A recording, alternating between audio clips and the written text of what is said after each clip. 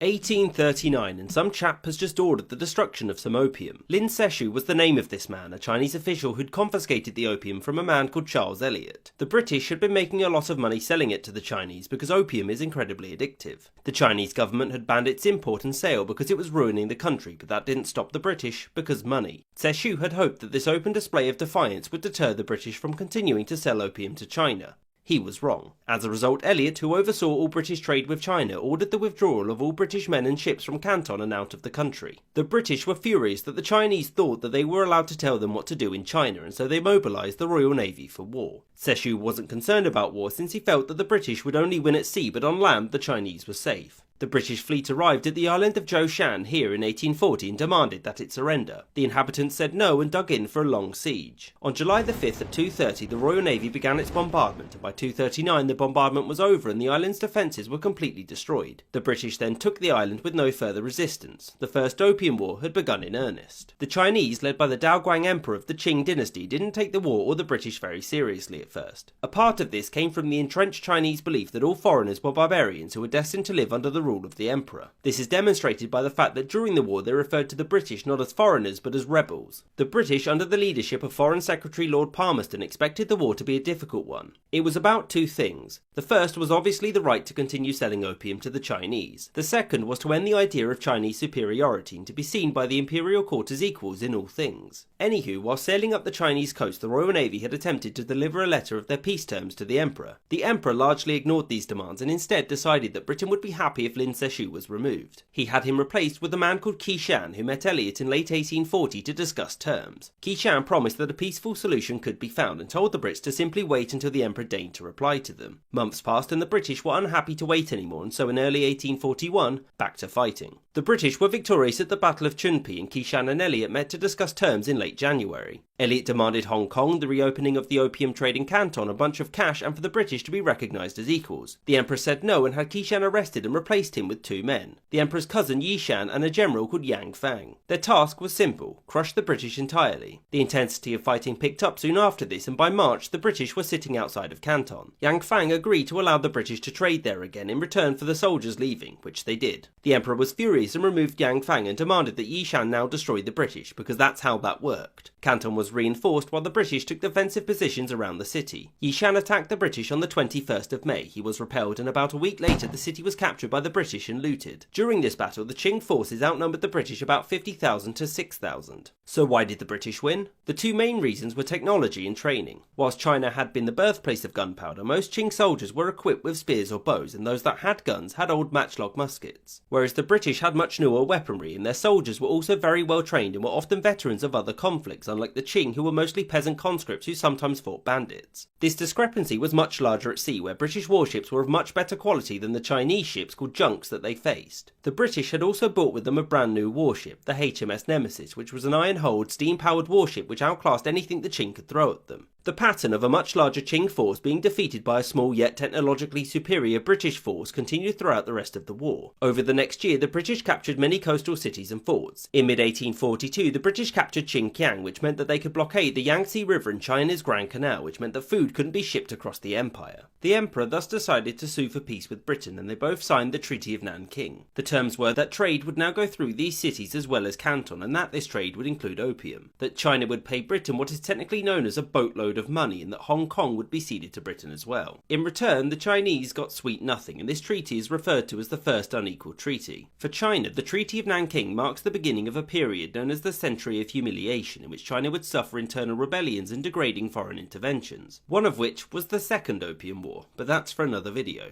I hope you enjoyed this episode and thank you for watching, and a special thanks to Winston Kaywood, James Bissonette, Azarka Flash, Henry Rabung, Adam Harvey and Sky Chappelle. If you'd like to learn more about the First Opium War, then there are some book recommendations in the description below.